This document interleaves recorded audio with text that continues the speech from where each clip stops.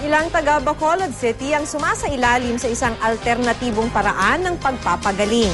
Ito ang spinning meditation na sinasabing nakakapagpalakas ng katawan. Makibalita tayo kay Stephanie Azucena ng GMA Bacolod. Sa bawat ikot, enerhiya ang hinahakot. Ganito ang konsepto ng spinning meditation. Pero hindi ito basta ikot lang ng ikot. Dapat may tamang hakbang at kumpas ng mga paa. May sinusunod din itong direksyon. Actually, whirling generate the power. So that's why people will get the energy from the nature.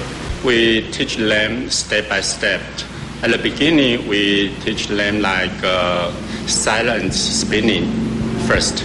And people will stand there and to feel the energy from the inner power.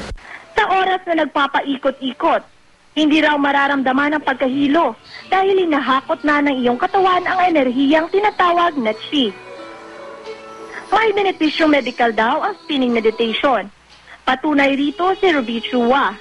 May scoliosis raw siya noon at baluktot na ang balikat. Mas pinili raw niyang mag-spinning meditation imbes na magpa-opera. Mula noon, unti-unti na raw guminhawa ang kanyang pangangatawan. You don't have to think like yoga. You have to relax and you meditate. Dahil sa epekto sa kanya ng spinning meditation, dinala niya ito sa Bacolod City. Ang 70 taong gulang na si Julian Chua, na na-diagnose ng stage 4 prostate cancer, sinubukan ito. After a period of keep on spinning, my feet become stronger and stronger. Not only my feet, my whole body. 70 minuto ang tinatagal ng bawat session. At para epektibo, gawin daw itong 2 beses isang araw. Napapalakas din daw ang internal power of self-healing at naibabalik ang self-esteem ng mga nagsispinning meditation.